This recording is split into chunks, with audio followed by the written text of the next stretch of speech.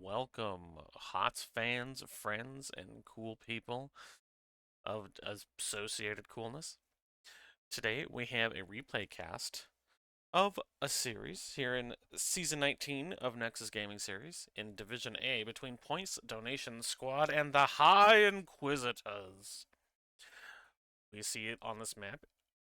The Points Donation Squad, or PDS, have banned Garden of Terror and Cursed Hollow, and the High Inquisitors have banned the Tomb of the Spider Queen and Towers of Doom, making me think they just don't like the letter T. With those banned maps off the docket, we're going to see Dragonshire as our game number one. An incredibly popular map recently. I feel like almost every series starts on Dragonshire. Um, a game where macro rotations and smart resource management are the order of the day. Lots of 2v2s, 3v3s, 4v4s, lots of little brawls around the map. Sometimes we see Zeratul, it's a great effect on this map. Globals, often extremely important, making sure that you can get an advantage amongst your offlaners. So, always a fun map. Let's see what these two teams have to bring us here between Points Donation Squad and the High Inquisitors. Now, quick note, because this is a replay cast, we won't have draft phase, so we will do a quick draft analysis as we jump into the game. So, we see blue team, who are, excuse me, Points Donation Squad. They have chosen Sonya, Li Ming, Stitches, Anduin, and Zul'jin. This is a double-edged sword of a comp in that it is a little weaker early and it gets stronger the later the game goes. Stitches and Zul'jin, if this game gets to 20, they will be very difficult to overcome. But prior to that, they can kind of be outmuscled, so to speak, in the flow of the game. Now, Anduin, Sonya, and Li Ming do make up for that a little bit, but early on, this is going to be a team that's looking carefully for picks, and I would say the Anduin follow-up to Stitches is just meh, and there isn't much other hard CC on this team. So, Saber Moon's going to have to be really, really on top of his catches if they want to blow someone up. On the other side, we see Rhaegar, Muradin, Falstad, Dahaka, and Sylvanas. Oh, they let Killer Fairy Sylvanas through. That's going to be scurry. But they have two globals. They have Muradin, who can rotate very quickly around the map. From a first impressions, I think this draft is in the favor of the High Inquisitors. Rhaegar strong early, Muradin strong early. You can kind of keep the game from getting late with double globals as well. Get an advantage wherever you can on the map. Have Dahaka dig bot, have Falstad fly top.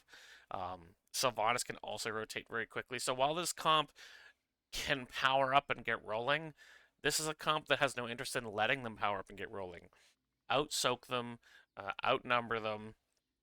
I think that the High Inquisitors got everything they wanted out of this draft. And again, while every matchup is a skill matchup, um, it's going to be tricky. I think it's going to be tricky. I mean, if Brickets is a good Dahaka, and if I recall correctly, he's a pretty darn good Dahaka, just tongue and left and right. I think it's going to be hard for the members of Points on Nation Squad to get ahead. But all matchups are skill matchups. So let's pop into this game and see who actually does win now that I've given my very intelligent opinion. So, in the blue, we have the Points Donation Squad. We've got Emsky on Sonya, Fading Cheshi on Li Ming, Robot Wizard on Stitches, Robot. Saber Moon playing Anduin, and the Duke playing the Troll. On the right, in the red trunks, we do have the High Inquisitors. Rhaegar being played by Omni, PP Wolo playing Muradin, Wafflecopter on the Falstad, Brickets playing Dahaka, and Killer Fairy on her signature Sylvanas. We do see the Furious Blow for Sonya, so W build here. Aether Walker for the Li Ming. We do have Hungry for More, so the Orb Quest from Stitches, so they probably will be rotating mid-bottom to get as many of those orbs as possible. Lightwell for Anduin.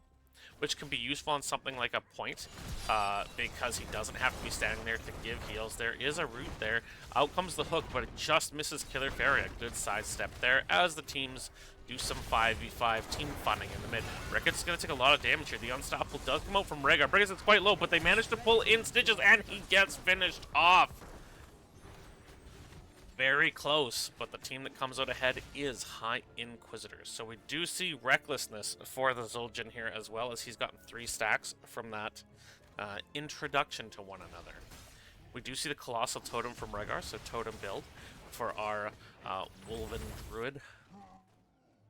We have Dwarf Block for the Murden, which is fairly strong into Zul'jin and Sonya, who have strong autos, but not necessarily super fast autos. We do have Auto Attack Falstad, which does scale very nicely. Race Car Dahaka, and Might of the Banshee Queen, so some scaling power here for Killer Fairy. Early on, both teams quick to take their siege camps, and already moving to their hard camp, or the bruiser camp, is High Inquisitors. But while this is happening, the beacons are registering. The wife of the Dragon Queen has or the Dragon Knight has a lot to say about this, inevitably. So bottom will be captured here by Points Donation Squad, as in the top, Brickets will capture the top shrine. It is a 2v4 here in the bottom. PP Wolo's taking a good chunk, manages to step away. The Duke just looking to get more stacks here. And Falstad has a pretty low hit point pool, so if he's one of the ones who gets hooked, he is going to have to use a very clean barrel roll. Oh, the hook comes out, but it just misses hitting the gate.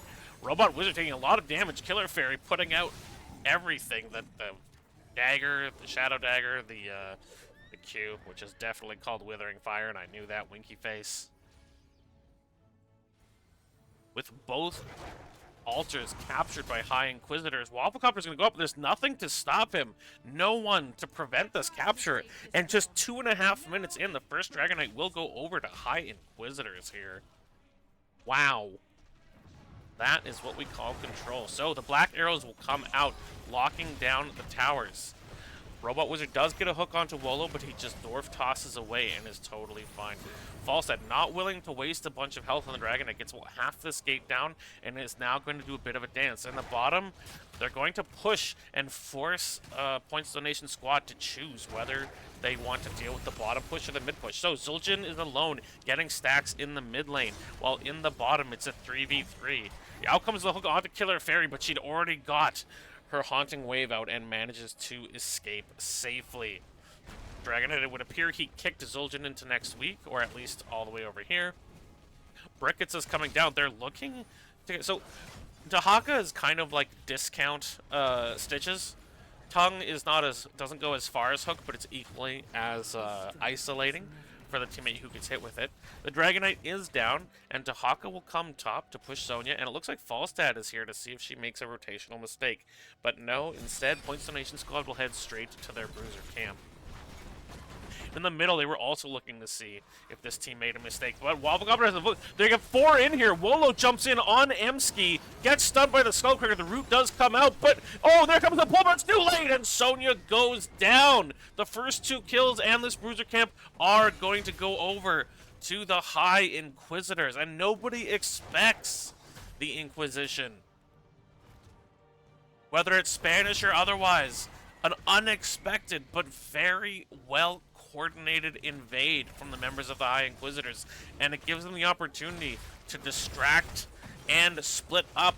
Oh, a good burrow there from Brickets means the hook does not connect.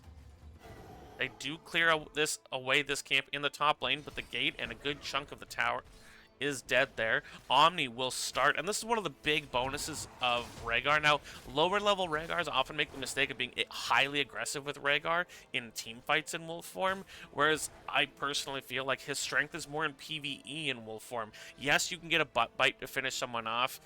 Yes, you can use wolf form to kind of zigzag around and get movement speed, and those aren't bad things.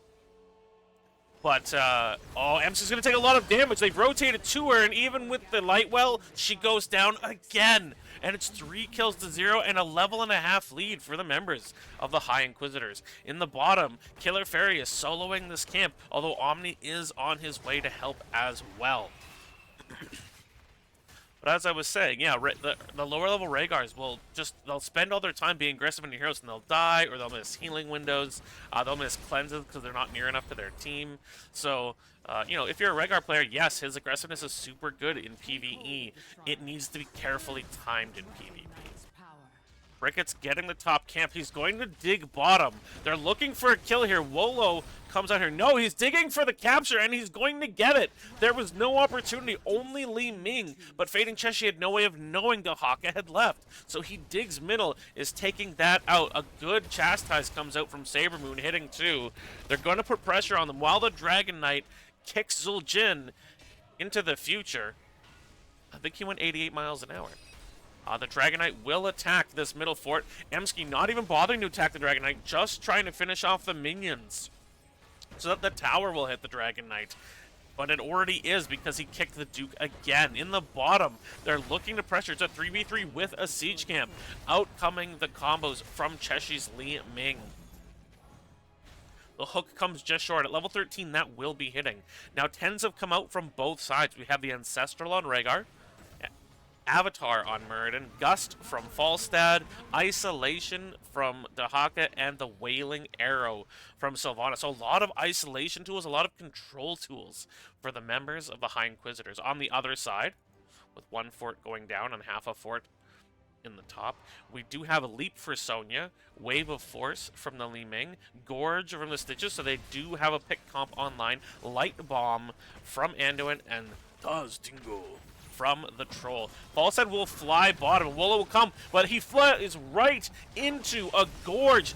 Out comes, there's the Gust, but the Light Bomb will still hit Wafflecopter, and even with the barrel roll, he will go down. Brickets is going to come in, though. He looks to hit a tongue, but he misses. Wolo is here as well. It is a 4v4 with Sonya in the mid. Brickets just waiting for that tongue cooldown to come back up as Omni is getting caught. Lands a quick butt bite, manages to step away. Brickets goes for the tongue, that's just short of Fading Cheshi. Emska's gonna do a big leap, stuns 2. Robot Wizard is in. There's the Wailing Arrow comes out and also hits 2. Wolo is going to jump out. Out comes the hook onto Omni. He's going to take a lot of damage and he goes down. There's 2 kills for none on the side. A good tongue onto Stitches, though. He's going to take a lot of damage. The Wave of Force will hit Wolo, and Fading Cheshi tries to finish what the Duke has started as they get tons of damage onto the Muradin.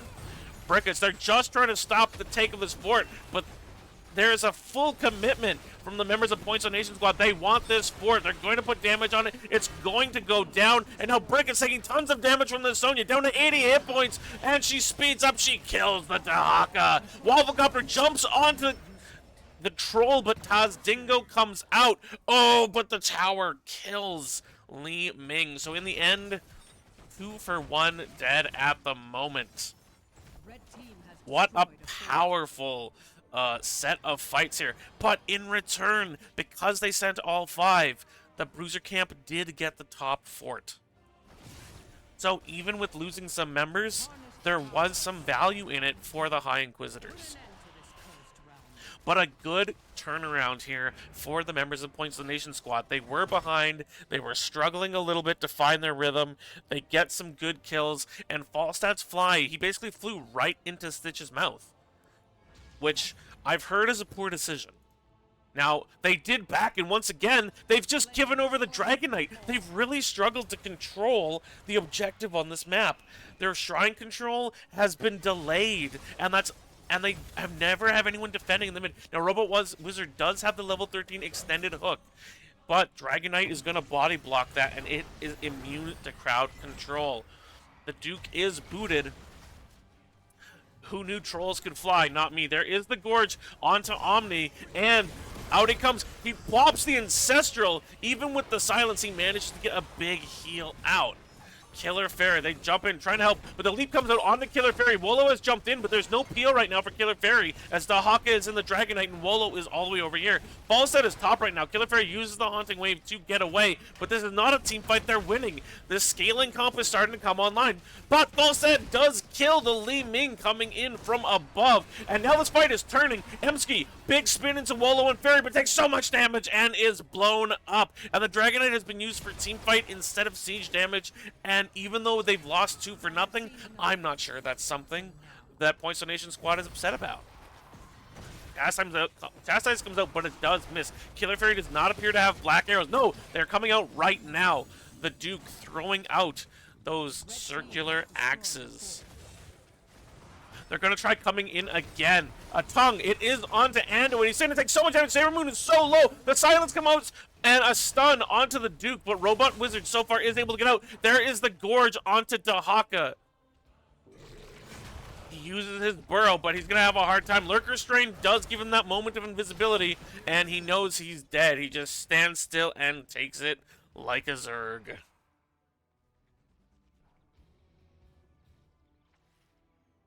Twin Cleave. I thought that was Arcanite Axis, but that's the talent for Twin Cleave.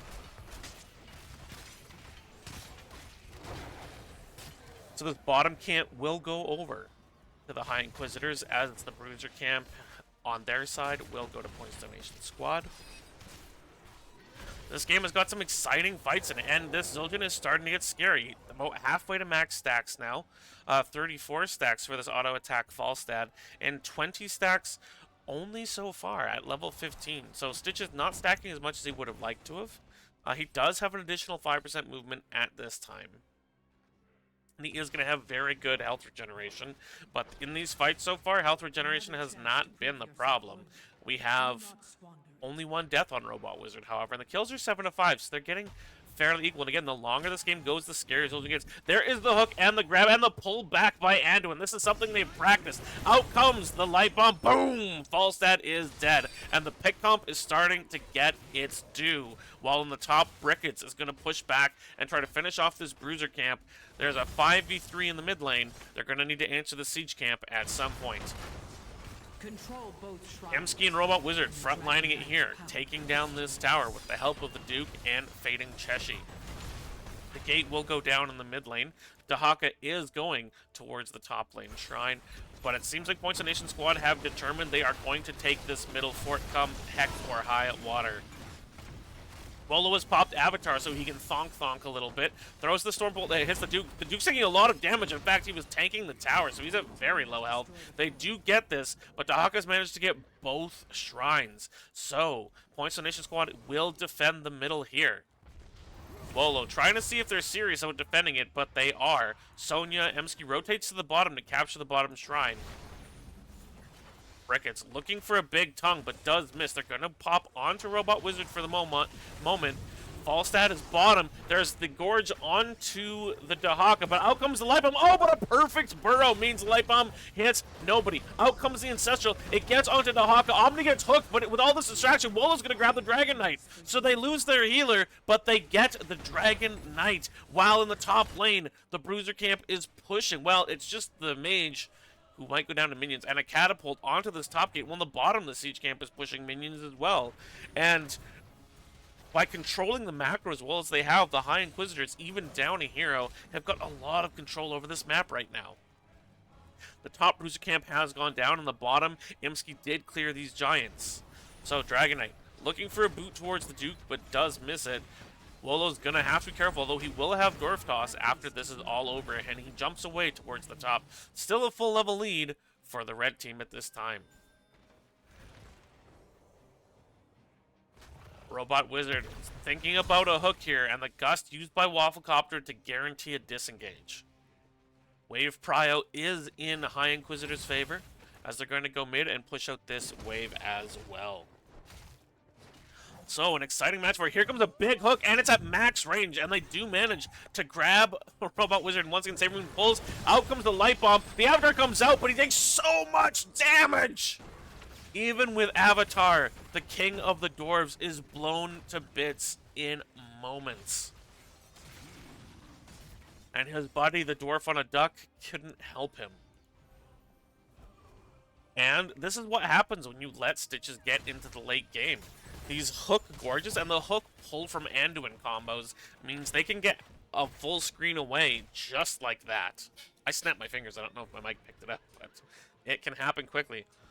Now they're going to look for the High Inquisitors just to step out. To step out too far, to look to clear, or to contest this camp, and Robot Wizard is positioned to punish. And they will take the siege camp on the bottom. Now there's 2 siege camps crashing into the bottom gate. 4 points donation squad. And again, Robot Wizard not showing, looking for the big hook. They've taken this wall down, they've taken the gate down. He's going to throw the hook out. He wanted Killer Fairy, and instead, he hits Brickets to Haka.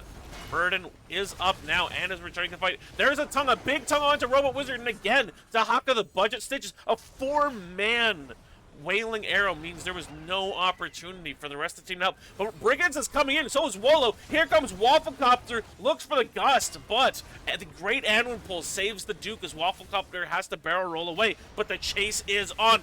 Wolo manages to jump onto. There's Tazdingo popped for the Duke, but it's only for a few more seconds. Out comes the light bomb, but it hits nobody. Sonya dies.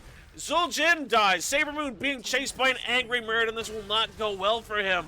They're bottom keep is down, and the camp is pushing, but it looks like our red team with the black arrows, they want to end this game right now. There are 4 siege giants and a catapult pushing the keep right now.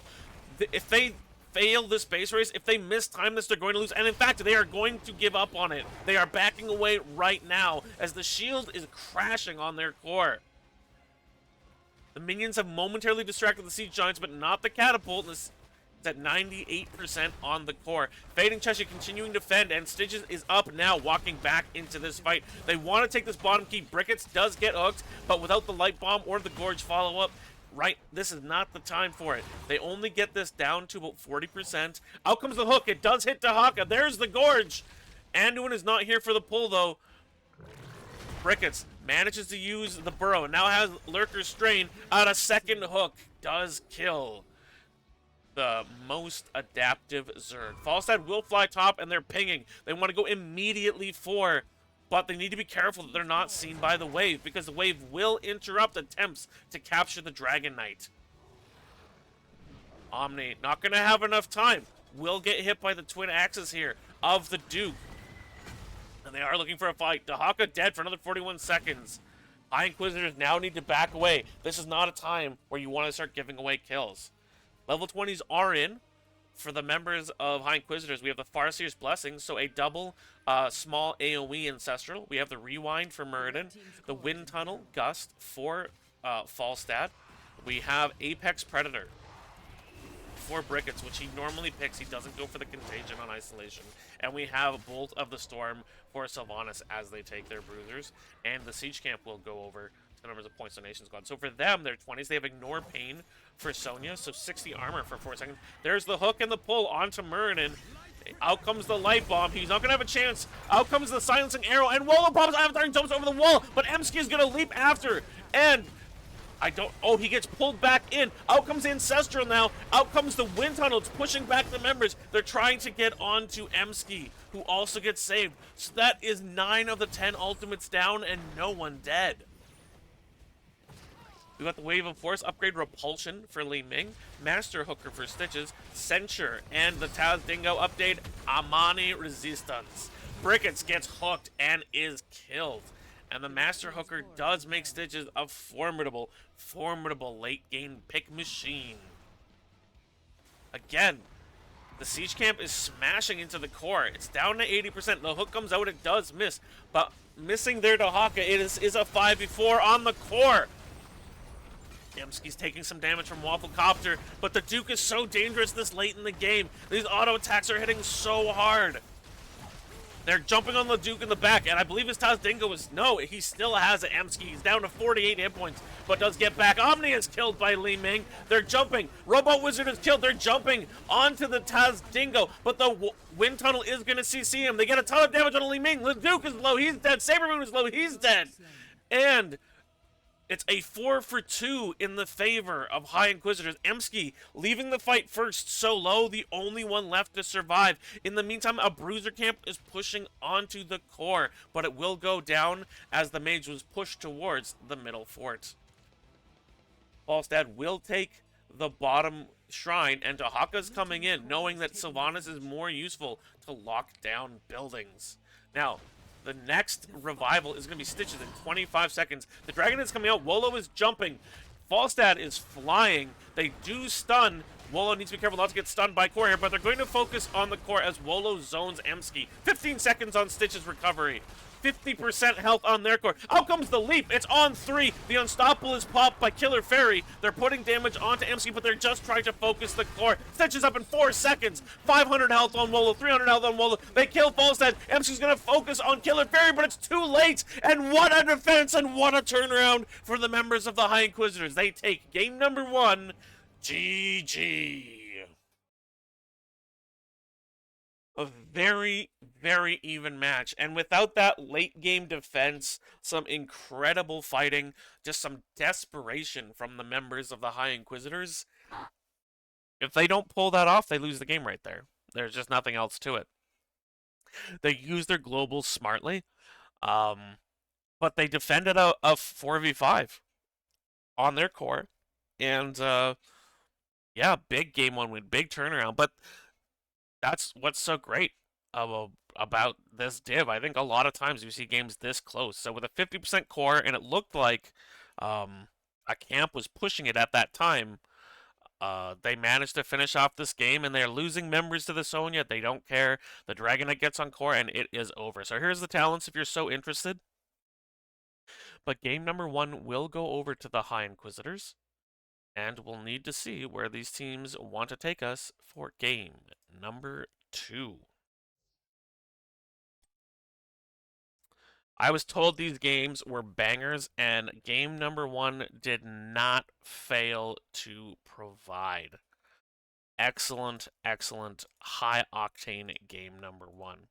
So it looks like game number 2 will be played on Infernal Shrines. Another fun map, lots of fighting, an objective that pushes for you. Let's see what this game has to offer for casters and fans alike. Prepare yourselves for battle. So, Infernal Shrines has 3 different punishers you can get from killing minions on the shrines. First one to hit 40 gets the punisher. Sometimes teams will give over a punisher because they know they can defend it and instead push hard macro elsewhere on the map. Because it's a large map, globals are also very useful here, although I'd be shocked if the Dahaka hadn't been banned against Brickets. He just does such a good job on that hero. And, I mean, other than that, it's a fairly simple map. Each team has a bruiser camp in the top, a siege camp in the mid, and then there's a neutral siege camp in the bottom. You sometimes see double soak from the offlaner in this map, but it really depends on who that offlaner is, because it's more likely you see the offlaner kind of alone in the top, and the 4-man will rotate mid-bottom because the camp is between those 2 lanes. But there's tons of interesting characters on that. Sometimes you'll see something like Kerrigan on this map, because she's just excels at taking care of the minions on the shrine, and then mages that can do lots of AoE damage. So Tassadar can be good on this map. You'll sometimes see Kael'thas, but he's so gankable you don't see it all the time. And then characters that thrive on close combat fights. So Deckard can be good on this map with the sleep and the potions over the shrine.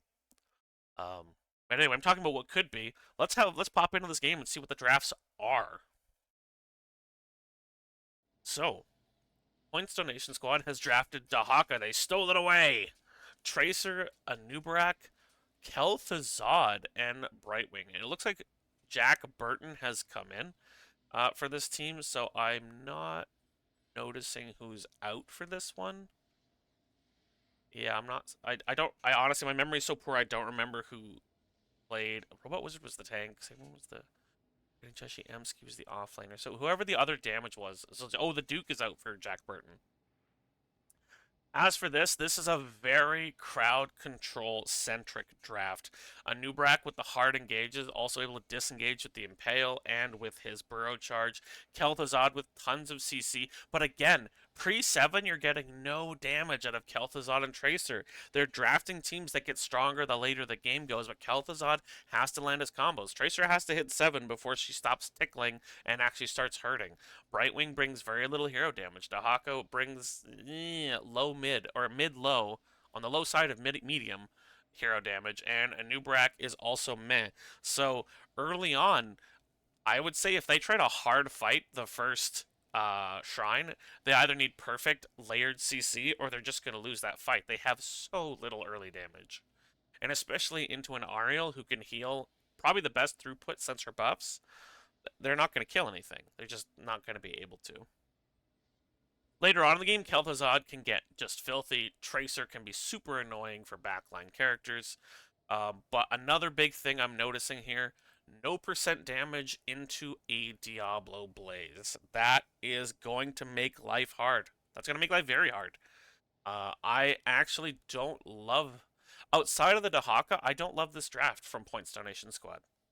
I think they need to play it perfectly to win this game, and they don't have that safety valve like the Stitches Zul'jin they had last game. And maybe they're just really great on these heroes, so there's something I'm not seeing. But on the surface, if all the players are equal, and the two teams are equal, I think this is a very difficult draft to pull off into what they're up against. On the other side, we have Diablo, Vala, Tychus, Ariel, Blaze. So double auto attacker, not necessarily bad. Their early game wave clear is going to be a bit iffy, especially into the global of Dahaka. But it's passable. Blaze is a very good offlaner. So's Dahaka, but they're fairly equal. Diablo very strong on the points because there's lots of wall segments to bang people into and lots of vents for him to hide in. Vala and Tychus more focused on team fight than clearing the minions, but they're more than capable. And of course, Ariel very, very, very strong. Now, she does lack a cleanse, so it'll be curious to see if Brickets goes for the cleanse at 1 instead of the neural stim pack, but I kind of doubt it. But I think this comp is going to be easier to pull off. That's just my opinion. Again, there's no percent damage on the side for Diablo, which means he's going to be a beast once his souls are stacked.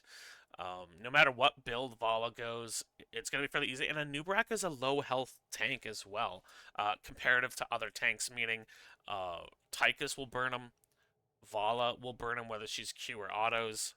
I doubt we see W build this game. It's possible, but I doubt it.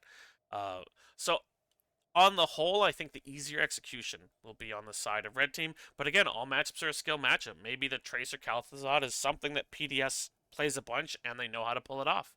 So without further ado, let's pop into game number 2 between Points Donation Squad and the High Inquisitors. On the blue side, representing the High Heavens, we see Points Donation Squad. Emski's on Dahaka, Fading Cheshi is on Tracer. Jack Burton plays Anubrak, subbing in for the Duke. Robot Wizard is on Kel'Thuzad, and Brightwing is played by Saber Moon. And on the red side, representing the Burning Hells, we have Diablo playing PP Wolo, being played by PP Wolo, Killer Fairy on Vala, Wafflecopter on the Tychus, Omni playing Ariel, and Brickets9 is on Blaze. This is the team known as the High Inquisitors.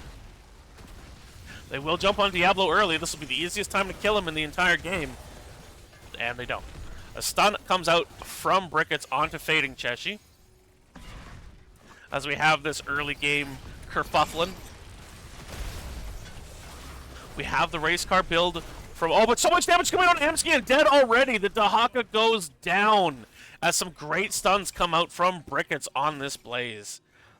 But as we said, this early in the game, a kill is worth less than half of a minion wave, and he does have dig, so he won't even lose that much soak. We have Race Car Dahaka. We have the Parting Gift, so the bombs that slow. There is the jump onto Diablo. Again, there will not be an easier time in the game to kill this Diablo. We have the Nerubian Armor for Anubarak, so better spell defense, which Against this team, that's an interesting choice. We do have 8 stacks already on Kalthazad's Master of the Cold Dark, but he starts the Plague Lands, making Death and Decay more powerful as High Inquisitors take their siege camp early. We got Hyper Shift for the Brightwing, fairly standard. We have a Soul Shield from Diablo. We have the Auto Creed of the Hunter. So Killer Fairy feeling brave, feeling like she's gonna live. Saber Moon is taking a ton of damage. Fading Cheshi does pop a bomb onto the Diablo. He only has 17 souls so far. Saber Moon is incredibly low. Diablo's taking a lot of crowd control from Jack Burton here. Is forced to push a minion to get away. Emsky digs in as well. They're gonna grab they're gonna grab Wafflecopter on this Tychus. He's taking a lot of damage. Omni healing. Wolo just trying to create enough opportunity, but there is the stun. Now Killer Fairy is gonna take some damage, and again, she's playing the Gambit, the Creed of the Hunter, trying to get those auto attack stacks. We have Quarterback from Tychus going grenade build. We've got the stacking whips. We don't often see this increasing clarity. Every Ariel seems to have their preference for level 1. They all seem possible to use. Omni seems to like the increased clarity, giving more damage once this is complete, and it is the Neural Stim Pack for Blaze. Killer Fairy already rotating towards this top siege camp as Blaze has pushed his minion wave into the fort, and in the bottom lane, the siege camp is taken by the members of the High Inquisitors, and there are 4 bottom to defend this. In the mid, the Cosper camp is just starting to push for Points Donation Squad, and it will be cleared by the members of the High Inquisitors. Killer Fairy and Brickets waiting. Unfortunately, the first altar, or the first shrine, is in the top lane, which means it will be easy for the members of PDS to clear away this Bruiser camp. What you really hope for is that the first shrine would be here, and then they have to choose between defending. But they jump onto a Nubrak in the top, and he is dead. And with no tank, this is going to make my life much more difficult. And the Blaze is forced to come down and deal with this Causer camp. Dahaka also going to push the bottom lane in. So it is a 4v3 in the top lane as Robot Wizard and Fading Cheshi try to deal with this Bruiser camp. Fading Cheshi does have the focus of the boss of this camp and took a lot of damage just from that. But Robot Wizard and Sailor Moon will take them down. Brickets looking to find a position to bring a surprise stun. But Dahaka is getting wave pride on the bottom. Jack Burton is going to CC Wolo, but he already has 48 souls. A great combo there from Robot Wizard. Fading Cheshi is getting healed by Saber Moon, but is stunned by PP Wolo, and Diablo is a tough tank to be playing Tracer into. A lot of damage does come out onto Wafflecopter, but the healing from Omni is tremendous. Killer Fairy gets tongued, but manages to vault away. But the health bars are looking low, but they focused on the Punisher and they get it. But they're hiding behind it because their health bars are not high. Robot Wizard going for the blind chain just misses PP Wolo as the Haka does go back to the mid lane. And with his pushes, this gate is almost down, and down here the gate is taking some damage as well. Blaze will respond to that, and we do see the jump. It is out on Jack Burton. Killer Fairy jumps in to put a little more damage onto that Anubrak. Already at 38 stacks here, although the Kalthazad has 22 stacks of his Master of the Cold Dark, meaning he does have the Glacial Spike option now. A big jump as Brightwing just gets pummeled by this Frozen Punisher, but it is dead, and only about a quarter of they only lose about a quarter of this fort. So a great defense there from the members of Points Donation Squad, wanting to have the game go better from the early than it did in game number 1. Killer Fairy's very low on mana here. They will jump on her, but Wolo just waiting. Jumps onto the Kel'Thuzad instead. Flips him into the team, but they're focusing on keeping the Killer Fairy alive because of that Gambit. Brickets is here. Emsky is also dove in. A good stun from Brickets. He's landing these left and right with the Jet Propulse. They're putting so much damage on Emsky. Out comes a grenade, and Emsky is killed. PP Wolo does jump on the Tracer. Fading Cheshi, a good whip there. So much damage on a Jack Burton. This Anubrak gets blown to bits, and it is now 4 kills to 0. And our early concern that they did not have enough damage is starting to come to pass. Points Donation Squad getting some great plays, but just not able to finish these kills off. They will manage to capture this camp. Robot Wizard trying to hit the freeze for one more stack of his Master of the Cold Arc, not quite able to. He did go with the Phylactery, which means he will get spell damage when it's finished, and he can resurrect immediately and then collect 12 more globes if necessary. Cheshi will clear this camp. In the bottom lane, they're going to try and take out this gate, which means they'll have the gates down on all of the forts. Middle gate was destroyed, top gate was destroyed, and Wolo is finished with his soul stacking. They hit 10, a full level ahead of Points of the Nation squad. We've got the Lightning Breath for Diablo, Rain of Vengeance from Vala, Odin, with already 3 stacks on Master Assassin for this Tychus, with the Crystal Aegis from Ariel and Bunker from Blaze. So 2 big saves from the members of High Inquisitors as well, which is going to make this even more difficult. Engaging into this when you don't have 10s yet was risky, and they are forced to back out and give this Khazar camp over to the members of the High Inquisitors. 10s will come in momentarily, though, for the members of Points Donation squad. Oh, they attempted stun, but a great burrow charge from Jack Burton, meaning he does not get caught there. It's going to be isolation for Dahaka, sticky bomb for Tracer. They managed to stick Fairy, and they're going to go for her first. She's taking a lot of damage here, but a great Rain of Vengeance.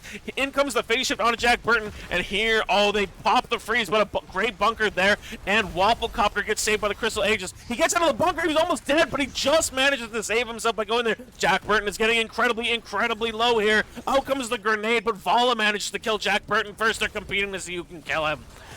Emsky is getting slapped around here by PP Wolo, but good heals from Sabermoon with the blink heal. It's going to be a 1-for-0, as once again, pretty much every ultimate except for Odin is popped in this fight.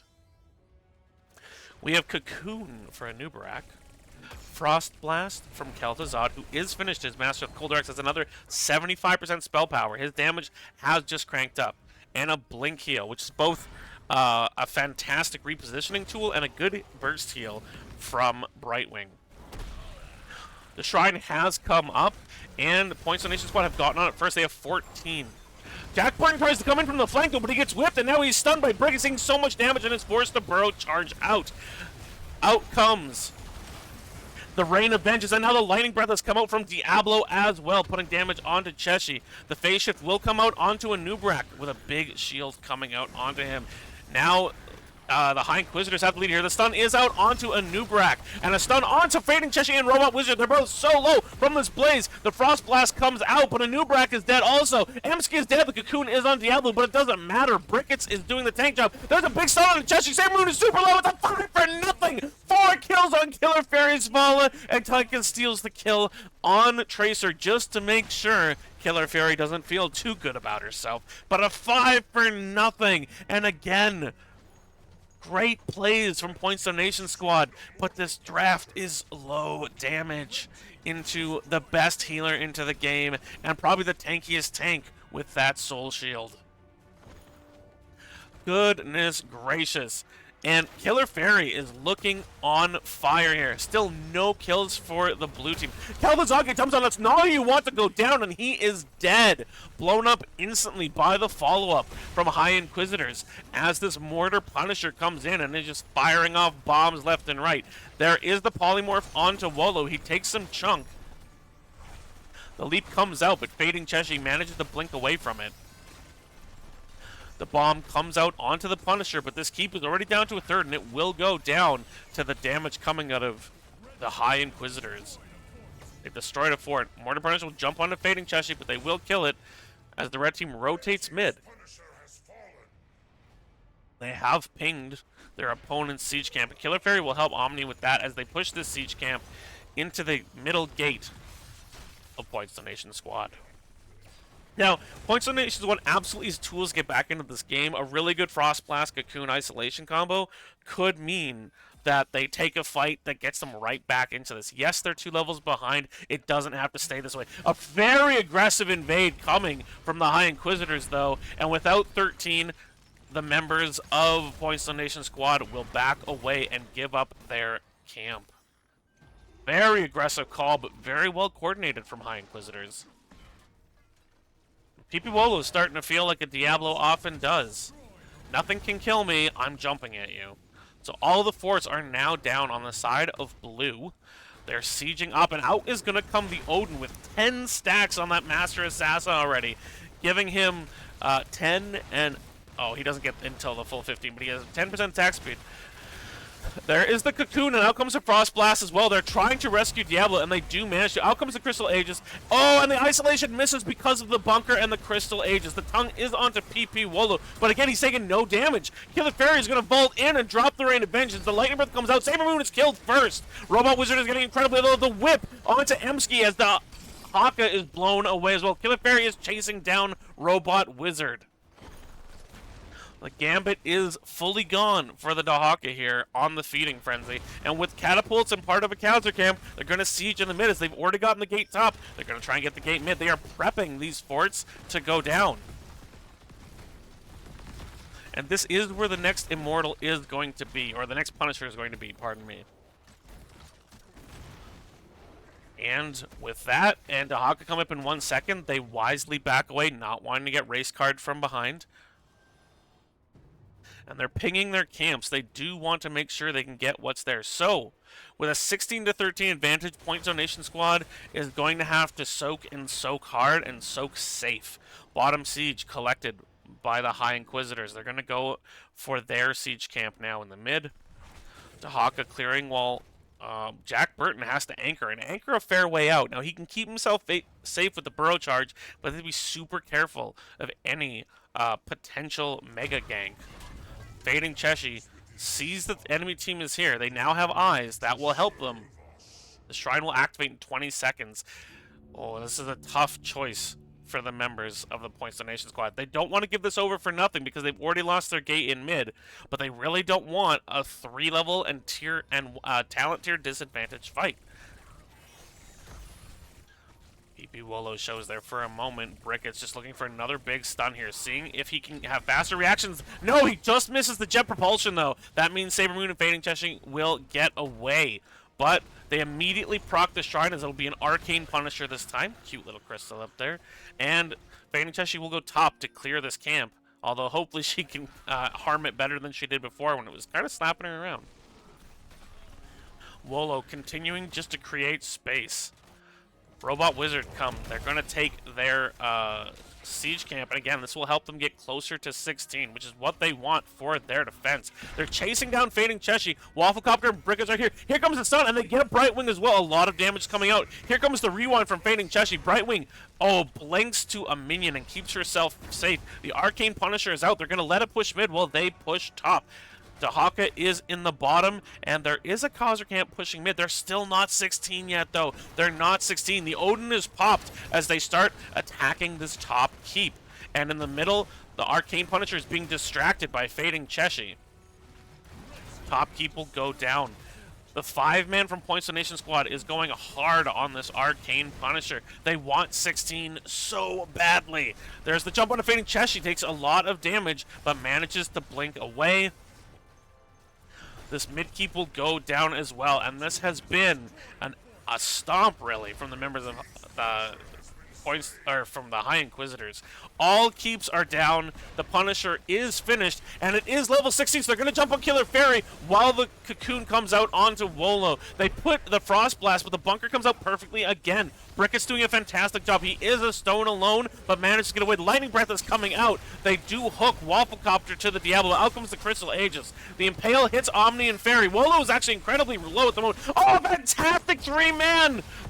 Rain of Vengeance from the Vala. The Kel'Thuzad will go down, but he uses Phylactery to come back right now. Killer Fairy's low, but putting all sorts of damage. There's another big kill, this time on the Saber Moon. Wolo is getting very low. He's finally going to die. The first kill, a second kill. That's 2 kills from Points Donation Squad.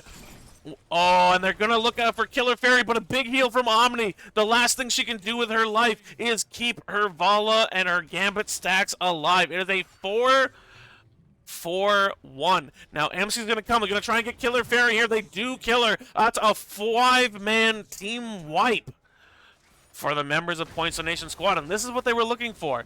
Dahaka with a 4 kills.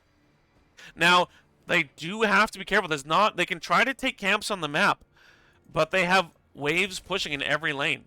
There's a catapult mid. There's triple catapults in the bottom with another one coming. And They haven't even gotten a full gate anywhere on the map. They're going to take this bottom gate. Wolo is going to fire stomp them. They're going to try and get some souls back.